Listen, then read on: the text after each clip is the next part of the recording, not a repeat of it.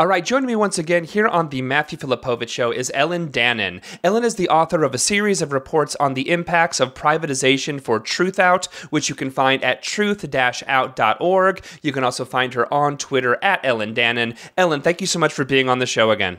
Thank you for having me. All right, so Ellen, you recently wrote, you've been covering privatization for quite some time at TruthOut. You recently wrote a piece on, in what's, my opinion, one of the most dangerous aspects of privatization. It's something that we all need just to live, which is water and the privatization of water. Even more specifically, you covered a bill that was recently signed into law. It's the Water Resources Reform and Development Act of 2014. And while it does have some positive aspects in terms of funding of some infrastructure, it also has some dangerous aspects when it comes to water privatization. Tell us some of the stuff that's in this bill. Okay. One of the really important things in the bill, and I'm not going to talk about that quite as much, but is the dredging out harbors, rebuilding our harbors. And one of the advantages of doing that is that water transport is less expensive than having overland transport. It's also much less polluting. And one of the things that part of the new law is supposed to do is to cut down the amount of truck traffic. You can see, obviously, that there's going to be some discussion between the trucking community and the people who live by, doing over long-haul trucking and the water people. But anyway, that's one of the things that is that I thought was interesting and in the bill and now in the law. The key thing that I was looking at in this was WIFIA, and that is the Water Infrastructure Financing Innovation Act. And it's a takeoff on TIFIA, which was the Transportation Infrastructure Financing Investment Act.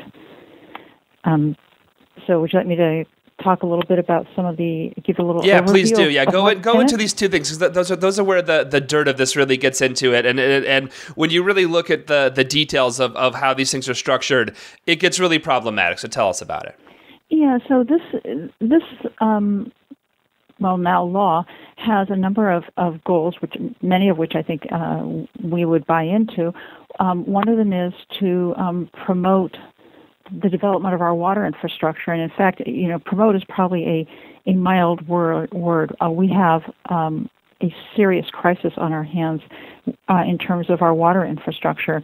Our safe drinking water is really a peril in city after city, every area across the country, because rather than doing what the wise and prudent person would be doing, keeping things up to date, checking to make certain that nothing is failing in your infrastructure, that has not been happening for various reasons.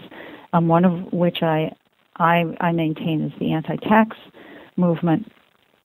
We have an enormous number of water systems that are 125 or more years old, and that leads to leaking, loss of water from the infrastructure, and it also could possibly permit the migration of pathogens into the water system. So there's some real challenges out there that need money to fix them.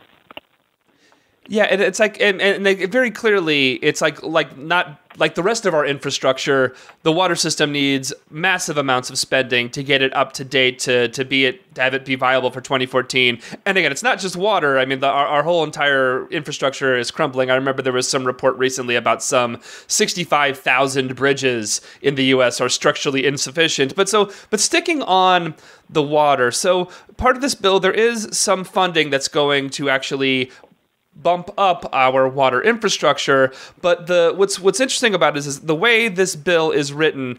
A lot of it is very much in that vein of the public-private partnership kind of thing, which is actually, when you look at it, it's really not good for the public when you actually, for the most part, when you look at the actual details of when these deals are actually struck. So talk a little bit about the public-private parts of this bill and how the private is actually getting the better end of the deal.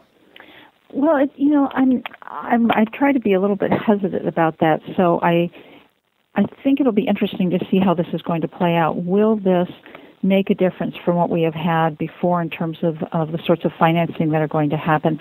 And in fact, the private infrastructure privatization industry, particularly the water infrastructure privatization industry, is up in arms that all sorts of things that they would like to have are not available. So WIFIA is, at this point, appears not to be, just a clone of TIFIA. So that's one of the things that I think, we want to watch and see how that is going to play out. So one of the things that I think is interesting is that WIFIA, part of the policy of what they're looking for is to that the government would invest in water resources, infrastructure, and they're with the goal of having multiple benefits. That it's not just just a kind of a one-shot sort of a thing, and that the money would be distributed through various state infrastructure financing, authorities. Also, in terms of what WIFIA is looking for, they have targeted specific projects. And to me, the subtext of a lot of these projects is about climate change. And, how can we have the resilience to deal with climate change? And water is a big part of that. We can see just in the last, few months, the last few weeks and days, where water has been our enemy, where it has, caused death and a lot of other, problems, perils that we're facing right now.